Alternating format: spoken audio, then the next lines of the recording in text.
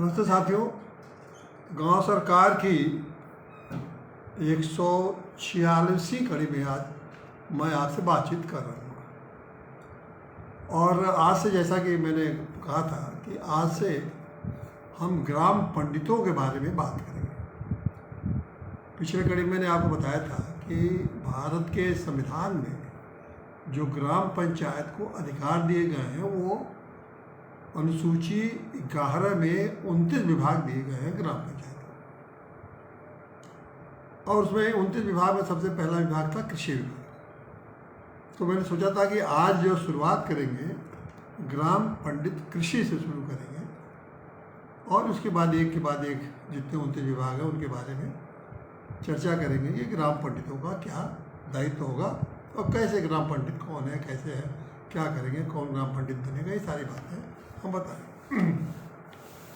लेकिन ये थोड़ा सा इसमें विचलन ये करना पड़ा कि जो खेत कृषि के जमीन संबंधी जो विवाद हुआ और देवरिया ज़िले में आपने देखा कि ज़िले में देवरिया ज़िले के रुद्रपुर तहसील में फतेहपुर गांव है और उसका एक टोला है लोहड़ा। उस लोहड़ा टोला में जमीन को विवाद को लेके 6 हत्या हुई। एक पक्ष के एक व्यक्ति की हत्या हुई और दूसरे पक्ष से पूरे परिवार के 5 व्यक्तियों की हत्या हुई। अब ये महत्वपूर्ण इसलिए हो जाता है कि 2014 से उस खेत के विवाद को लेकर न्यायालयों में मुकदमा विचाराधीन था, लेकिन न्यायालय में द्वारा कुछ नहीं किया गया और उसका परिणाम अंत में आपने देखा कि इतना नृशंस हत्या का रूप लिया। और उस हत्या के रूप का यही परिणाम हुआ कि वो पूरा गांव ही उस एक विवाद के लिए पूरा गांव ही का एक तरह से सत्यानाश, उस टोले का ही समझिए सत्यानाश मान लीजिए हो ही चुका है। क्योंकि उस टोले में उस विवाद को लेकर 6 हत्या हुई, उनका परिवार पर जो हो बीतेगा ही। उसके अलावा जो लोगों ने पूरे गाँव के लोग करीब करीब उसमें मुलजिम बन गए हैं और कहीं ना कहीं कोई गवाह बनेगा, कोई मुलजिम बनेगा और फिर कोर्ट कचहरी मुकदमेबाजी। उनका अंत क्या होगा कि मैं ऐसा समझता हूँ ऐसे जहाँ घटनाएँ होती हैं वो फिर पूरा का पूरा गांव ही नष्ट हो जाता है और पीढ़ियाँ लग जाती हैं उसको फिर अपने स्वरूप में वापस आने में। ये है एक विवाद का प्रभाव, ये समझ लीजिए। वहाँ पुलिस की छावनी बनी हुई है और माहौल क्या हो आप समझ सकते हैं कि कैसा माहौल होगा, कितना बेमनता होगी, कितना दुर्भावना पैदा होगी और ये दुर्भावना कितनी पीढ़ियों तक चलेगी ये आप समझ सकते हैं। ऐसे मामलों में हमेशा ये होता है कि राजनीतिक लोग उसको इस मामले को न्याय की दृष्टि से नहीं देखते। अब जैसे ये है, एक पक्ष में यादव थे, दूसरे पक्ष में ब्राह्मण, तो पूरे प्रदेश की ये इस समय राजनीति जो है वो ये कोशिश की जा रही है कि यादव और ब्राह्मणों में ये पूरे प्रदेश की राजनीति बढ़ जाए। और चूँकि इस प्रदेश में जो सत्ता के दावेदार हैं उसमें एक अखिलेश यादव है जो कि यादव जात से हैं, दूसरे सत्ता के दावेदार भारतीय जनता पार्टी है। भारतीय जनता पार्टी समझती है कि ब्राह्मणों का वोट हमको मिलता है, तो समझिए कि ब्राह्मण पक्ष का वो भारतीय जनता पार्टी खुद एक ब्राह्मण पक्ष बन चुकी है कि उसको उसका वोट मिलता है। अखिलेश यादव समझते हैं कि हमको यादव को मिलता है। तो यह जो न्याय वहाँ गाँव में वो विवाद तो एक है, हत्या एक है, अपराध अलग बात है, लेकिन उसकी दृष्टि से सारा का सारा ये मामला राजनीतिक लोग देखेंगे ही। आप कहें ना कहें, लेकिन पूरा देश को समझना चाहिए कि उनकी दृष्टि अपने वोट पर रहेगी और उसी हिसाब से उनका आचरण और व्यवहार भी होगा, उसी तरह से कार्रवाइयाँ होंगी, उसी तरह से चलेगा, ये आप मान के चलिए। तो ये इसलिए मैंने सोचा कि आज हम इस घटना को की दृष्टि से ये जो ग्राम पंचायत न्याय के ग्राम पंचायत के बारे में जो हम ग्राम पंडितों की बात कर रहे हैं वो आज यहाँ बात करेंगे ग्राम पंडित न्याय। और ग्राम पंडित न्याय से मतलब मेरा है कि हमारा ये कहना है, शुरू से ही कहता मैं आ रहा हूँ, और आप ये कि जो 29 विभाग हैं इनके अलावा ग्राम पंचायतों को, मतलब जिसको हम गांव सरकार कहते हैं, उस गांव सरकार को अधिकार मिलना चाहिए कि न्याय व्यवस्था और सुरक्षा व्यवस्था भी ग्राम सरकार के पास होती है। अब ग्राम सरकार जो हमारी कल्पना में है, उसमें सुरक्षा व्यवस्था भी गांव की और न्याय व्यवस्था भी उसी के द्वारा संचालित होगी। ये हम आपको बताते आ रहे हैं। ऐसा हम इसका आधार भी है। आधार इसका ये है कि 2008 में जो केंद्र सरकार ने एक ड्राफ्ट भेजा था, उसका था ग्राम पंचायत या ग्राम स्वराज कानून। थोड़ा सा मैं आज थोड़ा सा अस्वस्थ हूँ, इसलिए उसको ध्यान रखिएगा, ताकि कोई ऐसी बात अगर कठिनाई हो तो उसको भी आपको ही उसको झेलना पड़ेगा। तो ये है, उसका नाम है, उस प्रारूप का, कानून के प्रारूप का, पंचायत एवं ग्राम स्वराज कानून अधिनियम बोलिए उसको। उसका एक प्रारूप सेंट्रल गवर्नमेंट केंद्र सरकार ने 2008 में पूरे राज्यों को भेजा था। उनका ये मानना है कि ग्राम पंचायतें जो प्रदेश सरकारों ने बना रखा है वो ठीक नहीं है, वो संविधान की जो 73वां संशोधन है जिसके अनुरूप नहीं है। अब उन्होंने सारी 92 से उसको ठीक ढंग से इन्होंने लागू नहीं किया, तो वो सब दृष्टि को देखते हुए 2008 से एक प्रारूप भेजा गया कि सारे राज्यों को कि आप अब अपने ग्राम पंचायत अधिनियम को इस प्रारूप के हिसाब से संशोधित करिए। और उसने एक बहुत विस्तार से ग्राम के स्वराज और उनका के लिए उन्होंने कहा कि गांव को अपनी सुरक्षा की व्यवस्था भी मिलनी चाहिए और गांव को अपनी न्याय व्यवस्था भी मिलनी चाहिए। एक बार विस्तार, और यही मैं भी कहता आ रहा हूँ कि गांव के पास अपना स्वराज व्यवस्था भी हो और न्याय व्यवस्था भी। लेकिन देखिए, केंद्र सरकार की दिया हुआ कानून, बनाया हुआ प्रारूप बिल्कुल बड़ा स्पष्ट है। उसमें आप थोड़ी बहुत सुझाव देकर, थोड़ा बहुत संशोधन करके अपने राज्यों के अनुरूप उसको लागू कर, किसी राज्य ने लागू नहीं और राज्य ने नहीं लागू किया। उसका मैं आपको बार बार बता भी चुका हूँ। राज्य इसलिए ऐसा नहीं करना चाहते हैं और अधिकार ग्राम पंचायतों को नहीं देना चाहते हैं कि फिर उनकी नेतागिरी और अफसरों की अफसरगिरी खत्म हो जाए। बार बार बता चुका हूँ, इसको ज़्यादा विस्तार से बताने की जरूरत नहीं है। और ये बात जो मैंने कहा है, इसको यूट्यूब पर, आप हमारे यूट्यूब चैनल जिस पर मैं बोल रहा हूँ और फेसबुक पर बोल ही रहा हूँ और यूट्यूब चैनल भी है इसका, तो यूट्यूब चैनल गाँव सरकार के, अगर आप यूट्यूब पर जाइए और उसमें सर्च करिए, मतलब उसमें आप विषय डालिए गांव सरकार 100, गांव सरकार 100 नंबर डाल दीजिए, आपको मिल जाएगा कि वो ये पंचायत एवं ग्राम स्वराज जो अधिनियम है, जो केंद्र सरकार का प्रारूप है, उसके बारे में कितना विस्तार से मैंने बताया है। और मुझे बहुत बताया है कि किस तरह से सुरक्षा व्यवस्था के लिए और न्याय व्यवस्था के लिए केंद्र सरकार ने राज्यों से कहा है कि इनको अब गाँव को दीजिए। तो ये आप वहाँ उसके बारे में विस्तार से नहीं बताएंगे, वहाँ आप देख सकते हैं। तो अब ये आप, मैं इसके बताने में आप ये बताना चाहता हूँ कि अगर ग्राम पंचायतें में हाथ में न्याय व्यवस्था होती तो निश्चित रूप से ये स्थिति आप देवरिया में देखे हैं, ऐसा कभी से नहीं। और आप जिस दिन देवरिया में एक घटना घटी उस संपत्ति को लेके, उसके 2 दिन बाद ही कानपुर में भी भूमि विवाद को लेकर हत्या हुई, उसमें 2 लोग मारे गए। कुछ दिन पहले सुल्तानपुर में एक डॉक्टर की हत्या हो गई। तो इस तरह रोज कहीं न कहीं किसी जगह पे भूमि विवाद को लेकर झगड़े हो रहे हैं, कहीं कहीं मारपीट होती है जिसमें कि 20 लोग 25 दर्जनों लोग शामिल हो जाते हैं, कहीं कहीं उसी को लेकर हत्या हो जाती हैं। और ज़्यादा कब्जे को लेकर कि अगर उनकी ज़मीन है, मुकदमा विवाद चल रहा है, ज़बरदस्ती उन्होंने कब्जा करने की कोशिश की, उसमें मारपीट गोली चलती है, हत्याएँ होती हैं और उसमें पूरा गांव उसमें संलिप्त हो जाता है। और फिर समझते हैं कि गांव की ऐसी आर्थिक स्थिति नहीं है कि आज ज़माने में मुकदमा लड़के वो के पास पैसा हो, तो क्या होता है कि थोड़ी सी संपत्ति बचाने के लिए अपनी दूसरी ज़मीन बेच के किसी तरह से जेल से बाहर आते हैं, छूटते हैं।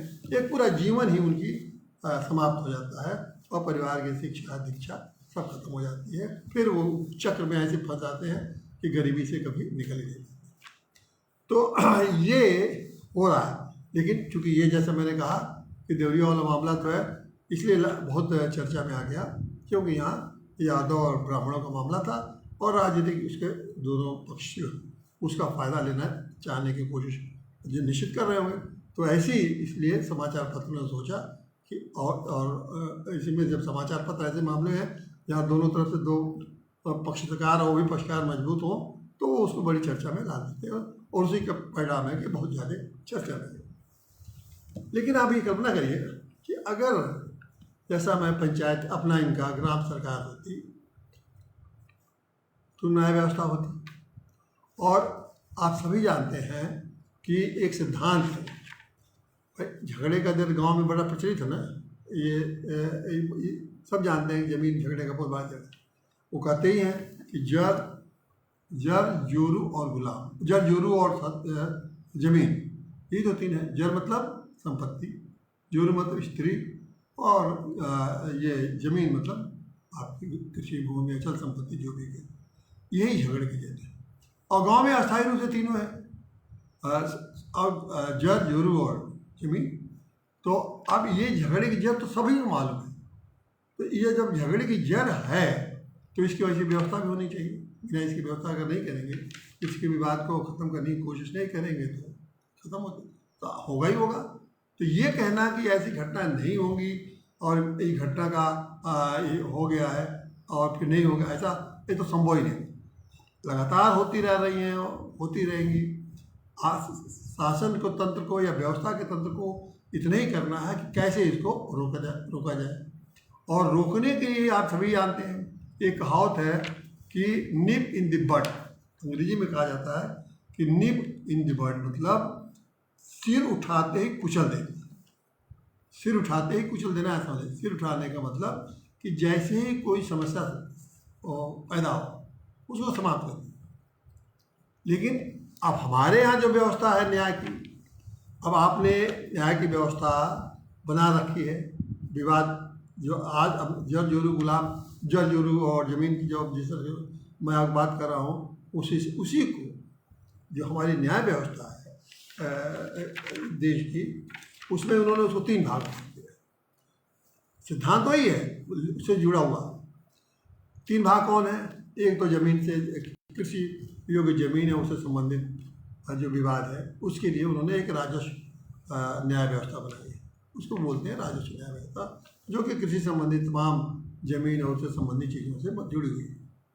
दूसरी क्या व्यवस्था है राजस्व के अलावा, कि जो उसके अलावा, उसी जमीन के अलावा जो संपत्ति विवाद है या अधिकारों का विवाद है या व्यक्तिगत जीवन का विवाद है, शादी स्त्री का, परिवार का, झगड़े का, ये सारे मामले उसमें कर दिया है, उससे संपत्ति संबंधी, अधिकार संबंधी। और तीसरा है आपराधिक संबंध। आपराधिक चाहे जिस प्रकार के व्यक्ति जिस तरह के अपराध हो, मतलब शारीरिक अपराध, संपत्ति का अपराध, चोरी या कब्जा करना या मारपीट करना, हत्या करना। तो हमारे यहाँ तीन तरह के न्याय व्यवस्था है। एक राजस्व न्याय की व्यवस्था है, दूसरा सिविल न्याय की व्यवस्था है, जैसा मैंने बताया कि उसको राजस्व जो ज़मीन के अलावा, जो खेती की ज़मीन के अलावा जो ज़मीनें हैं, संपत्तियां हैं, उनके लिए। और तीसरा आपराधिक न्याय व्यवस्था। अब ये तीनों जो न्याय व्यवस्था है इस देश में चल रही है। कोई भी न्याय व्यवस्था ग्रामीण स्तर पर कुछ नहीं है, कोई व्यवस्था नहीं है, इसको सरकार ने अपने हाथों में ले रखा है। और किसी ग्राम में ये व्यवस्था ग्रामीण पंचायत, ग्राम पंचायत के हाथ में नहीं है। ठीक है, नहीं है तो भाई आपने अब ले रखा है तो खूब अच्छी ढंग से चलाइए। आप 75 सालों से, आप देश जब आज़ाद हुए तो आपकी न्याय व्यवस्था तो पूरी आपके हाथ में है। हम और व्यवस्था की बात नहीं करेंगे, हम केवल राजस्व व्यवस्था की बात करेंगे। तो ये तो आपने हाथ में रखा है सरकार ने। और राजस्व व्यवस्था को बेहतर बनाने के लिए एक 2006 में इन्होंने एक राजस्व का कोड नया बनाया ताकि राजस्व के मुकदमे को जल्दी निपटारा जाए, नई व्यवस्था दी जाए। उसके बाद 2006 के बाद इन्होंने लागू करते करते लागू भी किया और उसमें 22 हो गया। फिर भी क्या हुआ, इन्हीं का लीजिए डोरी वाले मामले में 2014 से वो विवाद चल रहा था। और विवाद क्या था कि ये दोनों भाई थे, जो दो भाई थे उस गांव में, जिस गांव की मैंने चर्चा की, तो दो भाइयों में उन्होंने ज़मीन अपना, एक भाई का ज़मीन, इनके मैं इन लोगों का नाम आपके लिए बता दूं कि एक प्रेम यादव थे वहाँ, जो पहले गांव में प्रधान थे और बाद में जिला पंचायत के सदस्य हुए। ये दो भाई थे उस गाँव में, सत्य प्रकाश और ज्ञान प्रकाश। तो सत्य प्रकाश दुबे और ज्ञान प्रकाश दुबे ये दो भाई थे। तो इनके भाई ने जो ज्ञान प्रकाश दुबे थे, थोड़ा तो उनको बताया जाता, ऐसा हम तो गए नहीं वहाँ मौके पर, और जैसा समाचार पत्रों से और समाज सोशल मीडिया से जैसे आपको जानकारी मिली वैसे हमें भी जानकारी मिली। तो ये दोनों भाई के ज़मीन थी, उसमें से ज्ञान प्रकाश के जो ज़मीन थी, ज्ञान प्रकाश थोड़ा मंद बुद्धि के थे, तो कहा ही जाता है कि प्रेम यादव ने ज्ञान प्रकाश को अपने बहका फुसला के, जो कि मंद बुद्धि के थे, तो उन्होंने उनकी 8 या 9 बीघे ज़मीन वो अपने नाम से करवा दी। अब ये निश्चित रूप से कि सगे भाई थे, तो सत्यप्रकाश को बुरा लगा कि ये अगर मंद बुद्धि के नाते इसने बहला फुसला के लिखवा लिया। बस वो विवाद शुरू हो गया। 14 में यह विवाद न्यायालय में पहुंच गया। तो रजिस्ट्री हुई होगी, रजिस्ट्री को उन्होंने चुनौती दी होगी कि गलत रजिस्ट्री किया गया, वो मंद बुद्धि के हैं, वो मुकदमा लड़ते थे, भू राजस्व में गया होगा, जहाँ नाम चढ़ा होगा प्रेम यादव का, ये सब हुआ होगा, सब तमाम प्रक्रिया जो चलती है। ये सब गांव में तो हुआ नहीं, जो कुछ हुआ होगा तहसील में, दीवानी अदालत में, या ये मजिस्ट्रेट वो SDM अदालत में, वही हुआ होगा, गांव में तो कुछ हुआ नहीं होगा। तो ये सरकार की अपनी न्याय व्यवस्था है। सरकार की जो राजस्व की न्याय व्यवस्था है कि कोई भूमि का अंतरण किया तो उसका नाम चढ़ेगा तहसील में, अगर कोई भूमि का रजिस्ट्री किया तो रजिस्ट्रार ऑफिस में जाएगा, रजिस्ट्री होगी, ये सब उनकी व्यवस्था है, वही चला रहे हैं। तो अब ये सरकार की ये व्यवस्था, ये परिणाम हुआ, और 14 से मुकदमा चला, उसका निस्तारण नहीं हुआ। तो आपने देख लिया, सरकार ने जो अपने हाथ में ये व्यवस्था ली है, उसका ये परिणाम हुआ कि आज उस मामले का कोई निस्तारण नहीं हुआ सालों साल, और जब सालों साल निस्तारण नहीं हुआ तो 6 हत्या में परिणित हुआ। तो इस हत्या का जिम्मेदार कौन हुआ? न प्रेम यादव हत्या के जिम्मेदार हुए और न सत्यप्रकाश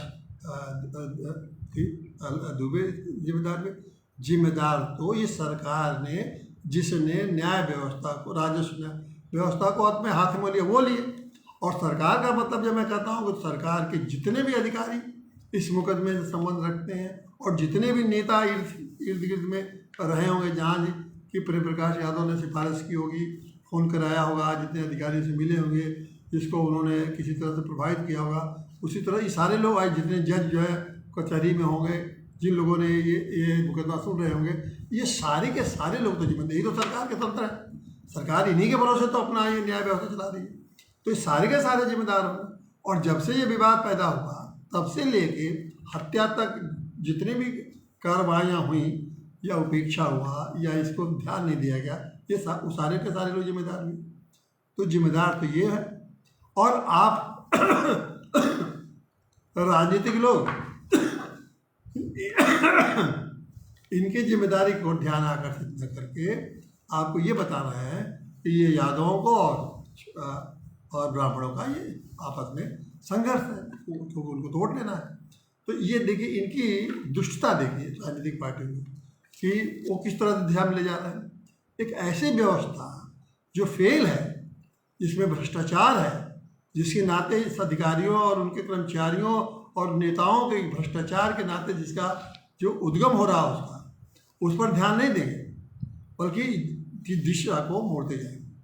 और जैसे मैंने कहा, एक के बाद एक हर गांव में, उसी देवरिया में लोग बता रहे हैं कि 29,000 राजस्व के मुकदमे अभी विचाराधीन।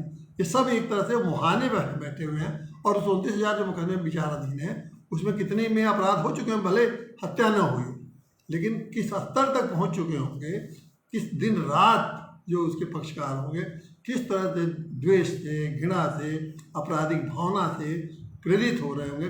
और ये अलग बात है कि अपने को रोक रहे होंगे, प्रेरित हो रहे होंगे, पूरे कितना पैसा खर्च हो रहा होगा, हो सकता है दूसरी ज़मीन बेच के वो किसी तरह से दे रहे होंगे।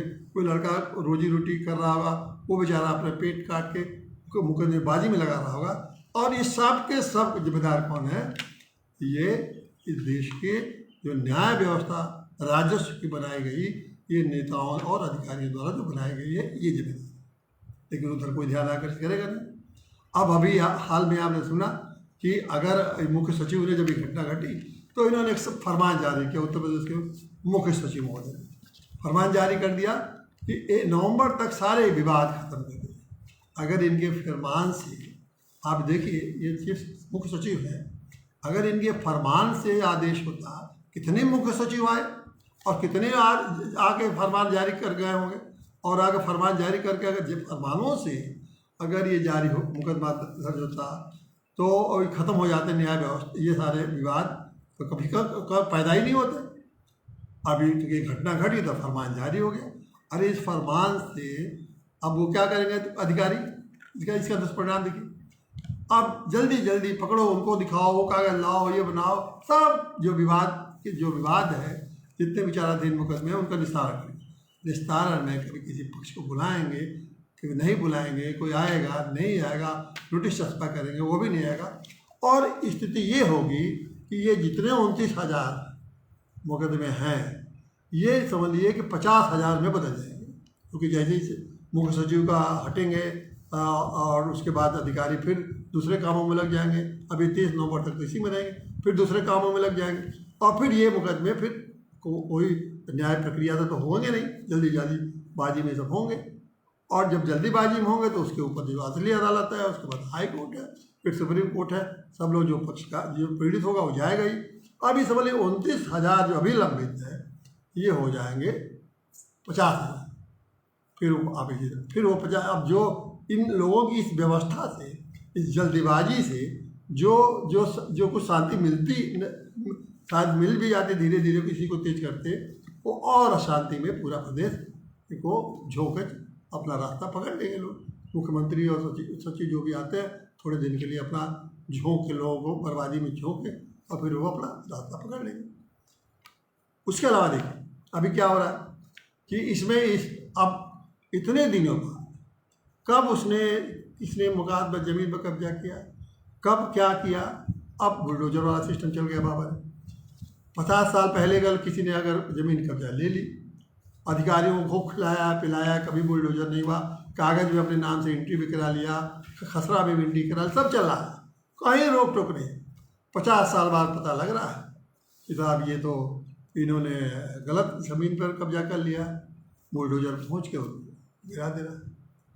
अब दादा ने कब्जा किया, बेटा भुगते, बाप ने कब्जा किया, पोता भुगते, बेटा भुगते। अब अजीब टाइप का, मतलब समझ लीजिए कि ये न्याय व्यवस्था इस प्रदेश के में, तो इसी प्रदेश की बात नहीं कर रहा हूँ, जहाँ जहाँ भी ऐसा चलता हो, ये अजीब टाइप है कि न्याय व्यवस्था ये चलने लगी है। तो इसीलिए ये मैं कह रहा हूँ कि ये जो न्याय व्यवस्था है, तो भी आप गाँव को उनको अपनी न्याय व्यवस्था चलाने देते तो ये सब दिन क्यों देखने आते। अब जैसे देखिए उदाहरण के लिए मैं 2-3 चीज़ें आपको उदाहरण के लिए बताऊँ। अब हम बाकी न्याय व्यवस्था के बहुत विस्तार है, तो घंटों कई एपिसोड चलेंगे, मेरे उससे कोई ज़्यादा नहीं है। संदर्भ थोड़ा सा संक्षिप्त में ही सब बातें आपको बताना चाहता हूँ कि आखिर में गांव में ज़मीन संबंधी, खाली लीजिए आप, ज़मीन संबंधी क्या विवाद होते हैं। एक का है भूमि का, अगर कुछ 2-3 कैटेगरी 4 कैटेगरी बात बताऊँ आपको कि भूमि का क्या होता है, सीमा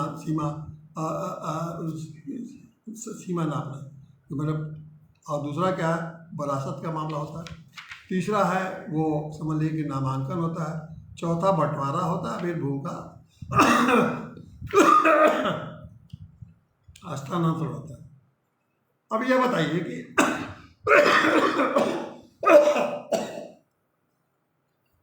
हम एक दूसरे कहेंगे आपको उदाहरण से। जैसे उदाहरण ये है कि जैसे मान लीजिए कि किसी ने किसी के गांव में खेतों का बंटवारा कैसे होता है, मेड़ों से। किसी ने अगर जमीन के किसी खेत पर मेड़ काट लिया और अपने मिला लिया, अब सीमा तो खत्म हो गई। अब उस जमीन की सीमा को आप नपवाना चाहें तो अभी जो व्यवस्था है वो जाइए SDM के यहाँ, और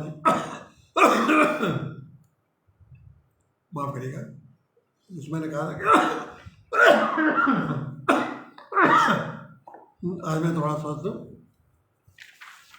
इसलिए जल्दी भी खत्म करूँ। तो इसीलिए ये जमीन मेड़ नाप कट गई, जमीन सीमांकन हुआ। अब SDM साहब के जाइए, दर दर भटकिए, हज़ारों रुपया घूस दीजिए, उसका जाइए वो गलत नापेगा, फिर जाइए मतलब आप करा नहीं पाएंगे। बहुत बड़े सक्षम व्यक्ति भी हैं तब भी इतना आसानी से आप उसको करा नहीं पाएंगे। और अगर ये है केवल मेड जो किसी ने 1 घंटे में काट दिया दुर्भावनावश अपने खेत में मिला दिया, ये है, ये न्याय व्यवस्था है। और इस चुनौती देता हूँ इस पूरे सरकार को कि एक दिखा दे कि मेड सीमांकन का मामला हफ्ते 10 दिन में किसी भी अधिकारी ने निपटा दिया, असंभव। इसे यह है न्याय। अब अगर गांव सरकार आती तो क्या करती? अभी भी व्यवस्था देखिए, एक हर गांव में भूमि प्रबंधन समिति है। अब हमारा जो गांव सरकार की व्यवस्था वो तो अलग है, इनका जो व्यवस्था है भूमि प्रबंधन समिति, उसका अध्यक्ष कौन है?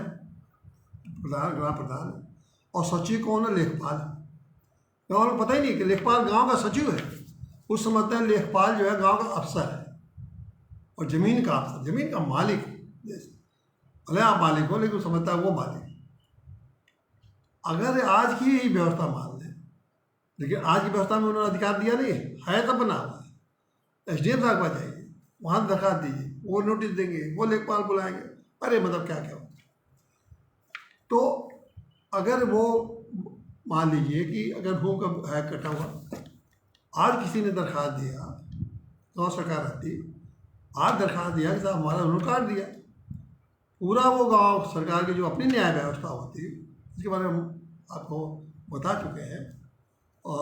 तो क्या करती?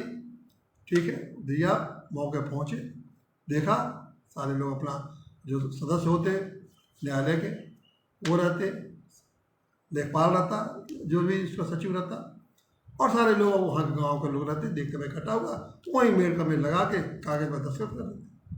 अपनी सुरक्षा व्यवस्था गांव की, जैसे गांव की न्याय व्यवस्था था, गांव की सुरक्षा व्यवस्था, जो उसमें बाधा डालता उनके पे कार्रवाई करके मुकदमा दर्ज करके उनको जेल भिजवा देते घंटों।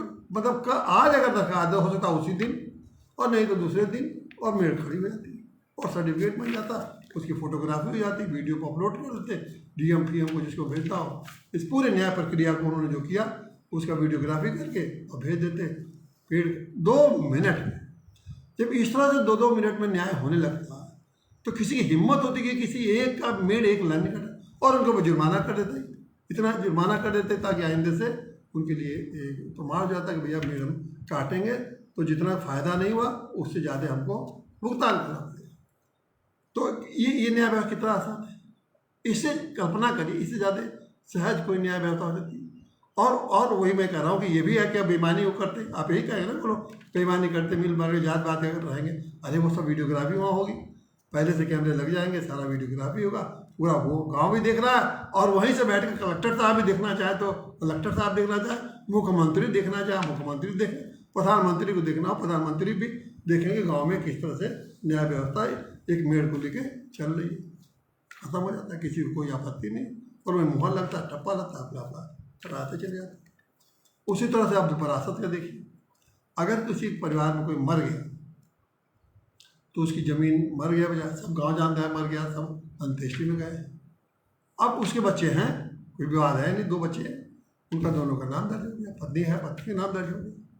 वहीं जब मर रही है, आज मर गया भैया, कल सर्टिफिकेट आके ग्राम सचिवालय में आओ और सर्टिफिकेट लो, अपना रख लो, ले जाकर और वहीं दर्ज हो गया। उसी तरह कंप्यूटर में एंट्री हो गई और वो कंप्यूटर की एंट्री की कॉपी आपने फॉरवर्ड कर दिया और तहसील में चला गया, DM के दफ्तर चला गया, जहाँ जहाँ, और जितने बार फॉरवर्ड कराना चाहिए वहाँ से कंप्यूटर में एंट्री हो गई, फॉरवर्ड होकर चला गया। कितना टाइम लगता भाई? आज उसी दिन मृत्यु प्रमाण पत्र मिलता, उसी दिन वो होता, उसी दिन सारी विरासत होता थी, चला जाता। न कहीं कागज, न पत्र, कहीं दरखास्त, न दरखास्ती, न कहीं विवाद, कुछ नहीं। और जिसका विवाद होता तो दूसरी दिन अदालत बैठ जाती और बताती भाई बताइए, अपना पक्ष रखिए, और जो बात बताइए पूरी, उसकी भी वीडियोग्राफी, वो ऑनलाइन हियरिंग होती, सुन लो, देख लो भाई क्या क्या आपका विवाद है, जाओ सारा लोग देखो क्या विवाद है। उसी तरह से आप विरासत बंटवारा का देखिए, रोज़ बंटवारे के झगड़े होते हैं, क्या क्या नहीं हो रहा है। बंटवारा लोग कहता भाई आप सुलह करके आपस दे दीजिए, नहीं सुलह हो रहा, पूरी न्याय व्यवस्था जाती, हर खेत पर जाती, भाई आपका ये खेत, आपका ये खेत, देखते कहता आप ये लीजिए, आप वो लीजिए, आप और बना के समझौता कराती, दे देती, बंटवारा खत्म हो जाता। कैश ये सारी चीज़ें जो 2 दिन 4 दिन यही तो विवाद के विषय है। उसी तरह जैसे रजिस्ट्री का बहुत विवाद होता है कि गलत आदमी ने रजिस्ट्री कर दी। आपने गांव सरकार रहती तो कहती कि भाई आप जमीन बेचना चाहते खूब बेचिए, आपका अधिकार है, लेकिन ये बताइए कौन बेच रहा है, किसको बेच रहा है, ये बताइए हमको। तो वो गाँव रखते, वो उनका देते कि हम लोग बेच रहे हैं, उनका आधार कार्ड है, उनका फ़ोटो है, वेरीफाई कर लेती गाँव पंचायत। और फिर वो किसको बेच रहे हैं उनको बुलाइए, उनका फ़ोटो देखिए कौन है, कहाँ के, उनको वेरीफाई करते, कहती हाँ ठीक है, अनुमति है, जाइए जमीन बेचिए। एक भी फर्जी बैनामे नहीं, और वहीं वेरीफाई करके वो सीधे रजिस्ट्रार को ऑनलाइन कंप्यूटर भेज देती कि मैंने इनका वेरीफाई, सर्टिफिकेट भी देने की जरूरत नहीं है, और लिख देती कि हमने फॉरवर्ड कर रहा हूँ, इनका जो मामला है, ये लोग यही हैं बेचने वाले, ये है, मैं इनका फ़ोटो भी भेज रहा हूँ, ये है। इसके अलावा आप किसी को फ़ोटो पर कोई खड़ा हो तो उसको न मानिएगा। वहाँ रजिस्ट्री ऑफिस में शायद फ़ोटो की जरूरत भी नहीं पड़ती, यही का फ़ोटो वो इस्तेमाल कर लेते, वहाँ हो जाता। कितना आसान ज़िंदगी बन सकती थी, लेकिन नहीं, सरकार अपने न्याय व्यवस्था में अपने हाथ में लेकर रहेगी ताकि उनका दबदबा रहे, क्योंकि उनको तो राज करना है ना। कहते हैं कि हम लोग राज कर रहे हैं, प्रधानमंत्री राज कर रहे हैं, मुख्यमंत्री राज कर रहे हैं, मंत्री राज कर रहे हैं, इनको तो राज करना है। वो आपके समस्या का समाधान के लिए नहीं, ये सेवक नहीं है कि आपकी समस्या का समाधान करें, आपकी समस्या को किस तरह से दूर करने के लिए नहीं, वो आप पर राज करना चाहते हैं, नेता आप पर राज करना चाहते हैं। राज तो ऐसे चलेगा ना, आपकी समस्या सुलझा देंगे तो राज नहीं हुआ ना, वो तो एक समझौतावादी हो गया कि समझौता आपका समाधान करने वाला आदमी है, वो तो राज करना चाहते हैं, तो ये राज खत्म हो जाएगा। बिल्कुल जैसे मैं बात करता हूँ नेताओं का, अफसरों का राज ही खत्म हो जाएगा। और अगर ये व्यवस्था कर दीजिए तो आप ये सारे विवाद कहाँ जाएंगे, ये कहीं रह पाएंगे क्या? निबिंद बट इसी कहते हैं। निबिंद बट का मतलब है कि सिर उठते ही, और मैं आप कहता हूँ कि सिर उठाते ही कुचल देने का मतलब विवाद पैदा ही जैसे ही पैदा हुआ, उत्पन्न ही हुआ, उसी समय उसका निराकरण करना। कभी पूरा गांव का गांव खोजने से आपको विवाद नहीं मिलेगा, और नहीं तो देखते जाइए साल दर साल विवाद बढ़ते जा रहे हैं, पिछले विवाद खत्म नहीं हो रहे हैं, उससे दूनी विवाद हर साल आ रहे हैं। और इन विवादों का परिणाम क्या है? हिंसा, द्वेष, घृणा, पैसे की बर्बादी, आपस में वैमनस्यता, मतलब क्या क्या गांव समझे, गांव जो एक सुंदर भाईचारे का, प्रेम का, आध्यात्मिकता का, ज्ञान का जो केंद्र था, वो इन चीज़ों को, बुराइयों का समझ लीजिए दलदल बन चुका है, और उसमें जो इस बात जो फंस गया है वो इनसे निकल पाना मुश्किल हो गया। ऐसा ही दलदल बना दिया है इस हमारे 75 साल में देश की आज़ादी में। 75 साल में अगर में ये व्यवस्था दे दी गई होती गाँव सरकार की, तो आप देखते हैं कि आज ये सारे गाँव हमारे निर्मल, स्वच्छ और अपने ढंग से अपना विकास करते हुए और स्वर्ग बन जाते, जैसा मैं आपसे बार बार कहता हूँ, गाँव के स्वर्ग। अब इसमें आप कहेगा कि इनका क्या वो भूमिका रहेगी? इनकी जो भूमिका रहेगी किसकी? ग्राम पंडित न्याय। अब गांव के सारे लोगों को काम करना है ना, ये सब न्याय का काम। तो जो न्यायिक तरीके हैं, जो व्यवस्था है कानून का, विधि का, अधिकार का, ये सारी बातें वहाँ आएंगी। यही हमारे लोग जो ग्राम पंडित न्याय, ये उनके हर कदम कदम पर मदद करते, वो उनकी मदद करते और सही बताते। और अगर कहीं विवाद हो तो वो ग्राम पंडित किसी और विद्वान को लाके और उस बात को स्पष्ट कराते, ताकि गांव के लोग कानूनी रूप से, खाली भावनात्मक रूप से नहीं निर्णय करते। वो कानूनी भावनात्मक रूप से एक अलग चीज़ है, वो पूरी तरह से कानूनी ढंग से उसका निराकरण करते, कानून देख के समझ के। और हमारे ग्राम पंडित न्याय हमेशा उनकी मदद करने के लिए तैयार। और उन्हीं की नहीं, जिन लोगों को व्यक्तिगत रूप से भी किसी को भी अपने इसका कोई दिक्कत महसूस होती, तो वो उन ग्राम पंडित न्याय किसी भी मामले में, विवाद के मामले में उनको न्याय ये अपना राय देते, समझाते और कहते कि इसमें अच्छा है, लेकिन न्याय में जाओगे तो ये व्यवस्था है। तो कितना बड़ा क्रांतिकारी, जो मैं कहता हूँ ना, कि ये जो ग्राम सरकार की जो व्यवस्था है और उसमें ग्राम पंडितों की जो भूमिका है, एक बहुत बड़ा क्रांतिकारी चीज़ है। समझ इसको, उसको आप सामान्य ढंग से समझ लीजिए। ये पूरे गांव की जो तकदीर बदली देगी। गांव की तकदीर बदलने का मतलब गांव के लोगों के हाथ में अपनी तकदीर बदलने का आश्रय मिल जाएगा। वो तो होगा ही होगा। ये देश बदल, अगर देश को आप बदलना चाहते हैं, देश को वास्तव में चाहते हैं कि दुनिया के श्रेष्ठतम देश बने, तो इन अफसरों और नेताओं से नहीं बनने वाला है। ये मान के चलिए, आप विश्वास करिए मेरा, ये हमेशा लूट और भ्रमित करते रहेंगे, लड़ाते रहेंगे, संघर्ष कराते रहेंगे एक बदबक, और उसके बाद ये इसी तरह से चीज़ों को फौरी आदेश जारी कर दें। जैसे मुख्य सचिव ने एक फौरी आदेश जारी कर दिया, खत्म, सब मुकदमे 30 तक सब खत्म हो जाएंगे। देखिएगा, तो मैं कह रहा हूँ आप ये नोट कर लीजिए यहाँ से कि 30 तक कितना मुकदमा खराब हुआ। जितने मुकदमे होंगे 6 महीने बाद उससे दुगनी मुकदमे पैदा कर देंगे ये। तो इसलिए आप, मैंने ये शुरुआत की है ग्राम पंडितों की। आज आपने ग्राम पंडित न्याय की, अब अगले मैं समझता हूँ कि फिर क्रम वाइज हम शुरुआत करेंगे। धन्यवाद साथी।